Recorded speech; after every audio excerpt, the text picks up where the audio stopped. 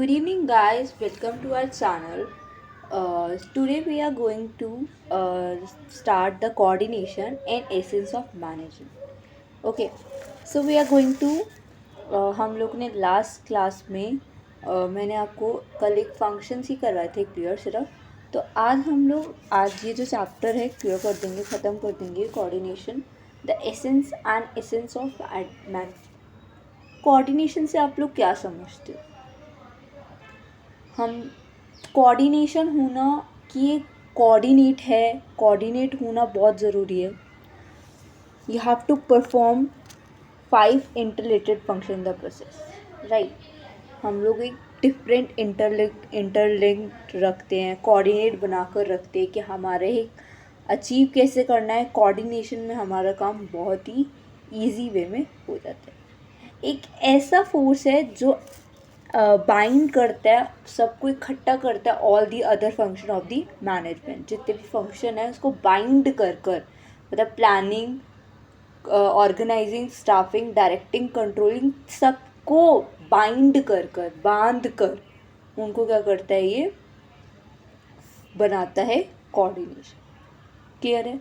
Coordination जो हमारे पूरे मैनेजमेंट से क्लियर हो जाती है, जिसके अंदर आपके जैसे अगर हम लोग सजेस्ट करें, प्रोडक्शन आ गया, परचेज आ गया, सेल्स आ गई, फाइनेंशियल आ गई, इन सबको जोड़कर जो कोऑर्डिनेशन होता है मैनेजमेंट का, उसे बोलते हैं कोऑर्डिनेशन। ठीक है, अब एक बार मीनिंग देख लेते हैं। Meaning of coordination is the essence of management. ये एक एसेंस होता है मैनेजमेंट का, right. It is the process of achieving unity of action among interdependent activity and departments of an organization।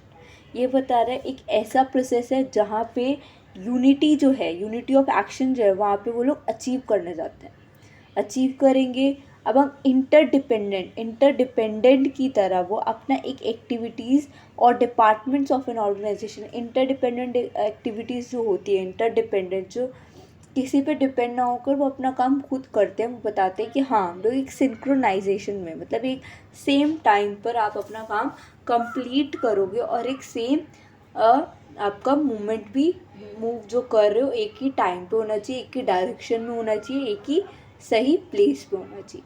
ठीक है, तो कोऑर्डिनेशन भी यही कहलाता है कि आप लोग जो काम कर रहे हो वो सब एक ही जगह पे होना चाहिए, कोऑर्डिनेट होकर जाना चाहिए कि टाइम भी सही है हमारे लिए, प्लेस भी सही है, और जहाँ पे हम मूव कर रहे हैं, कहीं भी अगर हम लोग जा रहे हैं तो वो ऑर्गेनाइजेशन भी हमारे लिए सही है कि नहीं। ठीक है, तो एक ऐसा प्रोसेस है कोऑर्डिनेशन का जहाँ पे हम लोग एक्टिविटीज स्टार्ट करते हैं प्लानिंग स्टेज से। ठीक है, मैंने आपको बताया था जो हमारी कोऑर्डिनेशन एक ऐसा प्रोसेस है जहाँ पे जो ऑर्गेनाइजेशन प्लानिंग स्टेज से स्टार्ट किया जाता है। टॉप मैनेजमेंट जो आता है सारा का सारा प्लानिंग के थ्रू होता है। ठीक है, फिर वो ऑर्गेनाइजेशन करते हैं कि वो साथ साथ डेवलप करेंगे, स्टाफ को बनाएंगे, वो जैसे जैसे स्टाफिंग करेंगे, ऑर्गेनाइज करेंगे कि कैसे उन्होंने ऑर्गेनाइजेशन करनी है, डेवलप करनी है, स्किल्स कैसे लानी है, स्टाफिंग करेंगे। Then in order to executed the plan, अपने प्लान को एग्जीक्यूट करेंगे, डायरेक्ट करेंगे। किस बेसिस पे डायरेक्ट करेंगे? उन्होंने डायरेक्ट करना है, डायरेक्ट के बेसिस पे वो डायरेक्टिंग बताएंगे। देन वो लास्ट में आकर एक जो हमारा स्टेज था कंट्रोलिंग, उसको एक कंट्रोल के फॉर्म में कि उसे कैसे कंट्रोल करना है उसको वो क्लियर आउट कर दें। मतलब जो कोऑर्डिनेशन है ना, इन पांचों से मिलकर बना हुआ है कोऑर्डिनेशन। ठीक है, पांचों से वर्ड, मतलब जो मैंने आपको कल पढ़ाया था ये चीज़ें, ये इन पांचों से बना हुआ है। ये चीज़ें कोऑर्डिनेशन इन पांचों से बनकर, इसको क्या कहते हैं? कोऑर्डिनेशन। इन पांचों से बनकर एक जो वर्ड बनाया गया वो कोऑर्डिनेशन इन पांचों के थ्रू बना गया। कि पहले हम लोगों ने प्लानिंग करी, फिर फर्स्ट प्लान ही हमारा प्लानिंग है कि प्लानिंग करेंगे ऑर्गेनाइजेशन में, फिर ऑर्गेनाइज करेंगे, कैसे ऑर्गेनाइज करना है, रिस्पॉन्सिबिलिटीज़ कैसे देनी है, स्किल्स को कैसे हैंडल करना है, उनको स्टाफिंग की वो सही है नहीं है, ये मैंने आपको कल बताया भी था। ठीक है, और डायरेक्ट कैसे करना है, एग्जीक्यूट कैसे करना है अपने प्लान को, और लास्ट है कंट्रोलिंग कैसे करनी है अपने प्लान। क्लियर है? इन पांचों से बनता है हमारा एक कोऑर्डिनेशन। क्लियर है? आगे एक बार देख लेते हैं, मैंने आपको डिफाइन एक बार क्लियर कर दी। अब आ जाते हैं importance of communication. Importance of coordinations जो होते हैं हमारे, वो होते हैं, ये इम्पोर्टेंस नहीं है, सॉरी, ये इम्पोर्टेंस नहीं है, सॉरी, इसको इम्पोर्टेंस के बदले आप लोग इसकी कैरेक्टरिस्टिक्स लिख लेना।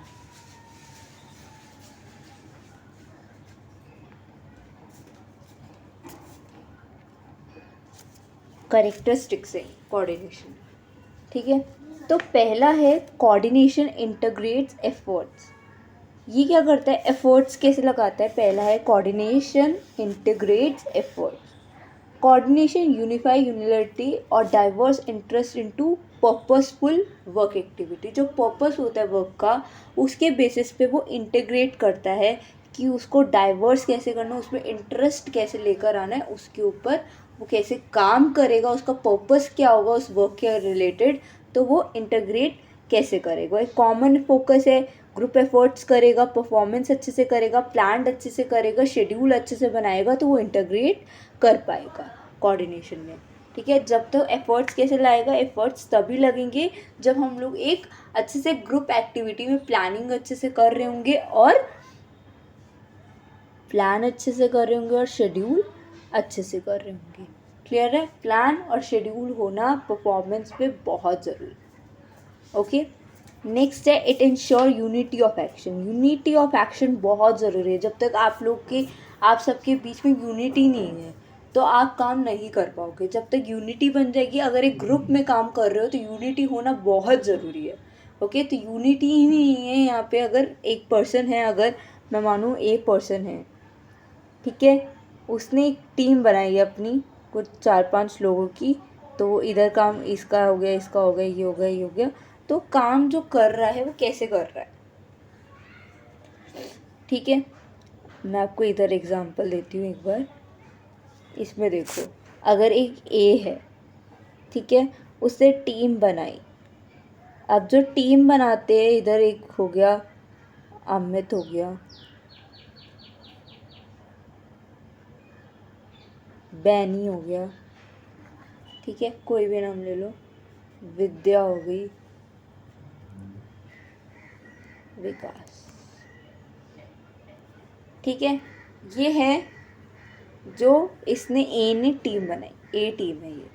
ठीक है, जब तक इनों में यूनिटी नहीं होगी, इन चारों में यूनिटी नहीं होगी, तो क्या बंदा काम कर पाएगा? नहीं। जब तक इन चारों में यूनिटी नहीं होगी, ये लोग काम नहीं कर पाएंगे। जब इनमें चारों में यूनिटी आ जाएगी, कोऑर्डिनेशन बन जाएगा कि हाँ हम लोग काम कर लेंगे, ऑब्जर्व कर लेंगे, ठीक है, तो तब ये सोच सकते हैं कि हाँ तब जाकर ये चारों अपना गोल अचीव कर पाएंगे, जब इन्होंने यूनिटी बन जाएगी। ठीक है, तब ये लोग चारों अपना गोल अचीव कर लेंगे। अदरवाइज अगर इन चारों में यूनिटी नहीं होगी तब ये गोल अचीव कर ही नहीं पाएंगे। अगर ये चारों में यूनिटी है तो ये गोल अचीव कर लेंगे अपना। ठीक है, तो यूनिटी होना बहुत ज़रूरी है। ओके, नेक्स्ट है it is a continuous process. ये कॉन्टिन्यूस प्रोसेस है। कॉन्टिन्यूस प्रोसेस कैसे है? वन टाइम फंक्शन है। ठीक है, ये बिगिन करता है प्लानिंग से और कॉन्टिन्यूस जो रहता है कंट्रोलिंग तक। ठीक है, अगर सुहासिनी ने प्लान किया कि विंटर कलेक्शन पे वो मंथ में जो उसका मंथ है जून इटसेल्फ वो कंप्लीट कर लेगी। ठीक है, कि हाँ अब कॉन्टिन्यूस प्रोसेस कैसे है? अब मैंने आपको बताया, इसी के अंदर हम लोग एग्जांपल लेकर चलते हैं। ठीक है, तो देखो इसमें क्या है, अगर एक कॉन्टिन्यूस प्रोसेस है तो सबसे पहले एक सुहासिनी है। ठीक है, सुहासिनी ने क्या किया, हासिनी ने कहा कि मुझे एक विंटर कलेक्शंस कंप्लीट करने। ठीक है, तो अब वो क्या करेगी, मार्केटिंग में काम करती है तो उसकी मार्केटिंग प्रॉपर होनी चाहिए, कॉन्टिन्यूस प्रोसेस रहेगा कि वो प्लान करेगी सबसे पहले कि मुझे काम कैसे करना है, ठीक है, उससे प्लान कर लिया, देन वो ऑर्गेनाइज करेगी, ठीक है। ऑर्गेनाइज करने के बाद वो क्या करेगा, स्टाफिंग करेगा, एक सही पर्सन ढूंढेगा, स्टाफ करेगा, ठीक है। देन वो डायरेक्ट करेगा कि उसे कैसे काम आना चाहिए। लास्ट में वो क्या करेगा, कंट्रोल करेगा कि इसको काम कैसे मॉनिटरिंग फॉर्म में करना है। तो सुहासिनी ने एक अपना प्लान कंप्लीट किया कि अपनी मार्केटिंग की स्ट्रैटेजीज मुझे कंप्लीट करनी है, तो इस बेसिस में क्या करूँगी, तो एक continuous process one time function चलाऊँगी तो मेरा ईजिली काम हो जाएगा। अगर मैं इस बेसिस पे चलूँगी तो मेरा काम ईजिली कंप्लीट हो जाएगा, ठीक है। अगर मैंने जल्दी से जल्दी प्लानिंग करना शुरू कर दिया, अपने ग्रुप में इंटीग्रेट बना दी, इंटीग्रेट पहले मैंने एफर्ट्स डाल दिए सारे, मैंने यूनिटी बनाई, फिर मैं कॉन्टिन्यूस प्रोसेस ऐसा चलाऊंगी जिससे मेरा इजी वर्क कंप्लीट हो जाए, ठीक है। तो इसलिए इसे क्या कहते हैं, कॉन्टिन्यूस प्रोसेस। नेक्स्ट है इट इज़ ऑल पेरिवेसिव फंक्शन। ये एक पेरिवेसिव फंक्शन है जो रिक्वायर्ड करता है all the level of management, ठीक है। जो मैंने आपको लेवल्स पढ़ाए थे ना, टॉप लेवल, मिडिल लेवल और ऑर्गेनाइजेशन लेवल है, और एक और मतलब लो लेवल, ठीक है। तो एक उसका भी क्या होता है, इंटरडिपेंडेंट, की वो वेरियस डिपार्टमेंट्स में लगे रहते हैं, integrates efforts department and different level, different levels होंगे, डिफरेंट डिपार्टमेंट्स होंगे। मैंने आपको बताया था मिडल जो लो लेवल पे होता है सारा का सारा काम मिडल लेवल्स को प्रोवाइड करते हैं, मिडल लेवल्स के लोग कहाँ पे प्रोवाइड करते हैं, सारा का सारा टॉप लेवल, ठीक है। जो भी अगर कुछ भी डिसीजन लेना हो तो वो टॉप लेवल देकर अपना सारा का सारा काम वो क्या करते हैं, मिडिल लेवल पे सौंप देते हैं, मिडिल लेवल फिर लो लेवल पे, तो ऐसे इनका प्रोसेस चलता रहता है, ठीक है। इसलिए क्या है, processor pervasive. Coordination is the responsibility of all managers, ठीक है। जो कोऑर्डिनेशन होती है उनकी रिस्पॉन्सिबिलिटीज़ जो होती है मैनेजर्स की, वो होनी बहुत ज़रूरी है, ठीक है। मैनेजर्स के अंदर जो ऑर्गेनाइजेशन है उनके लेवल्स बार बार मैनेजर्स को नीड करना पड़ता है, need to coordinate with their subordinates. उनको बताना होता है कि हाँ कि हम लोगों ने कैसे कोऑर्डिनेट करना है, उस बेसिस पे वो सबऑर्डिनेट्स पर जाते हैं। देन वो सारी की सारी जो पॉलिसीज़ हैं, अगर ये लेवल्स हैं हमारे, मैंने अभी बताया कि ये टॉप पे है, मिडल पे है, तो सारी इन्फॉर्मेशंस कौन देता है, मैनेजर से दूसरे टॉप लेवल मैनेजर्स तक, ठीक है। तो इनके अंदर रिस्पॉन्सिबिलिटीज़ हमारी क्लियर हो जाती है। ओके, नेक्स्ट है it is deliberate function. Deliberate functions क्या होते हैं, manager has to coordinate the efforts to different people in a conscious and deliberate manner. एक डेलिब्रेट मैनर किया जाता है कि अगर डिपार्टमेंट है वो विलिंगली अच्छे से काम कर रहे हैं, कोऑपरेट कर रहे हैं, वर्क कर रहे हैं, तो उनको एक अच्छी सी कोऑर्डिनेशन डायरेक्शन देनी चाहिए कि वो ताकि स्पिरिट से अच्छे से अपना काम कर सके, ना कि वेस्ट करे अपने टाइम को, ठीक है। तो वेस्ट नहीं करना है, हमें डिससेटिस्फेक्शन नहीं देनी है एम्प्लॉयज़ को, हमें क्या करना है, उनको सेटिस्फाई करना है ताकि वो विलिंगनेस से सेटिस्फाईली वो अपना वर्क कर पाए।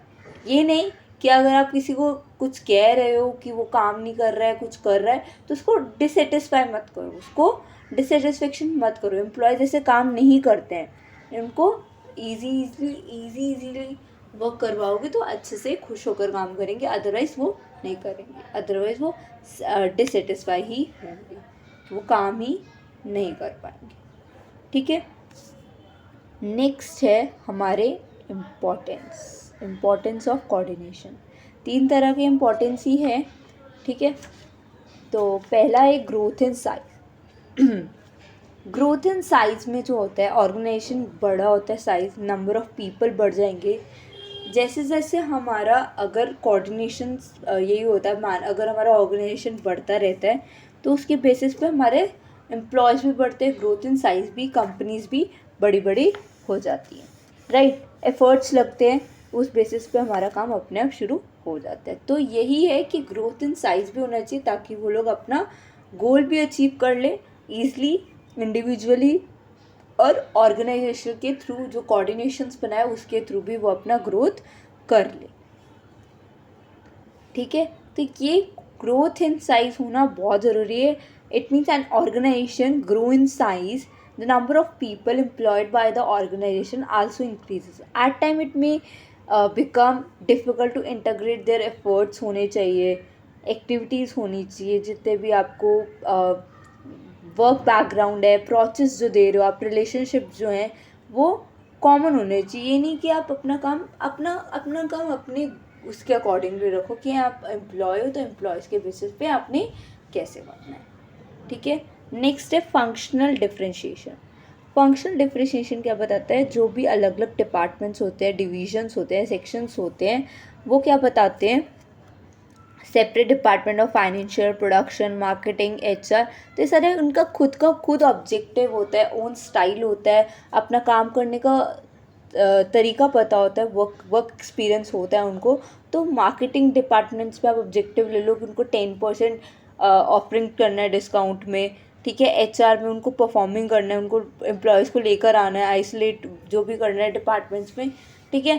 फाइनेंस में बिल्कुल अभी मैंने बताया, मार्केटिंग में क्या है, तो हर चीज़ की अलग अलग वैल्यू होती है, उसके अंदर उनको सेल्स की इंक्रीज़ करनी होती है, उन एचआर में एम्प्लॉयज़ को इंक्रीज़ करना होता है, ठीक है। तो हर चीज़ की अलग अलग है। मार्केटिंग में आपको प्रोडक्शन इतनी अच्छे से करनी है, तो उस चीज़ में फंक्शनल जो है डिफरेंशिएशन, मतलब हर डिपार्टमेंट्स में आपको जो भी अलग अलग मिलते हैं वो काम उनका अलग होता है। ये नहीं कि अपना वर्क ओन ऑब्जेक्टिव है, पॉलिसीज़ है, ओन स्टाइल है वर्क का, वर्क एक्सपीरियंस का, तो उनके अकॉर्डिंगली उनका काम चलता रहता है। स्पेशलाइजेशन। स्पेशलाइजेशन क्या होता है, मॉडर्न ऑर्गेनाइजेशन हम लोग को हाई डिग्री स्पेशलाइजेशन देती है, राइट। मॉडर्न टेक्नोलॉजी डाइवर्सिफाई करती है कि हाँ आजकल क्या चल रहा है, कितने एम्प्लॉयज़, नंबर ऑफ स्पेशलिस्ट कितने आ रहे हैं, कितने कितने प्रोफेशन उनके अंदर स्किल्स है, हर चीज़ है जो ऑर्गेनाइजेशन को दिख रही है। तो स्पेशलाइजेशन भी होना एक करेक्टराइज है जो हाई डिग्री ऑफ स्पेशलाइजेशन मानी जाती है, ठीक है। तो specialise usually think that there are qualified, evaluate, जज, डिसाइड कर सके, ठीक है। एवलेट होना चाहिए, जज कर सके अपने उसको, ठीक है। तो उस चीज़ को हम लोग बता सकते हैं स्पेशलाइजेशन, कि उसका क्राइटेरिया क्या है कि वो उस प्रोफेशन में है तो उस स्पेशलाइजेशन है उस प्रोफेशन में। फाइनेंस में है तो उसको स्पेशलाइजेशन होगी, उसको पता होगा। अगर कोई हम दूसरा पर्सन जाए तो हमें नहीं पता होगा, राइट। तो उस बंदे को पता होता है कि हाँ जहाँ पे भी मैं काम कर रहा हूँ उसको उस प्रोडक्ट के बारे में स्पेशलाइजेशन है कि नहीं है, उसको इंटरेस्ट है, उस ओपिनियन उसको पता होगा, ठीक है। तो हम लोग अलग होंगे, उसको पता होगा कि हाँ मुझे इस चीज़ में इंटरेस्ट है, तो स्पेशलाइज उस चीज़ में होगा। फाइनेंस में होगा तो मार्केटिंग में होगा, प्रोडक्शन में होगा, एचआर में होगा, तो उसको पता होगा। क्लियर है। यही था आज का हमारा टॉपिक, जो मैंने आपको एक बार पूरा क्लियर कर दिया। कोऑर्डिनेशन यही है, इतना छोटा सा टॉपिक ही था, ठीक है। बाकी अब आपका चैप्टर ऑलमोस्ट क्या प्रॉपरली आपका ख़त्म हो गया। अब हम लोग सिर्फ और सिर्फ कुछ क्वेश्चंस देखेंगे जो जो आते हैं आपके एक्स्ट्रा में, ठीक है। इसी चैप्टर के देखेंगे, मैं आपको कुछ एक अलग सी एक प्रॉपर पीडीएफ बना दूंगी, उसके अंदर हम लोग क्वेश्चंस देखेंगे, केस स्टडीज़ क्लियर करेंगे, बहुत कुछ जो भी होगा वो हम लोग एक बार देख लेंगे, ठीक है। सो आज की क्लास हम लोग, आई होप आपको आज की क्लास क्लियर हुई होगी। So thank you so much, bye.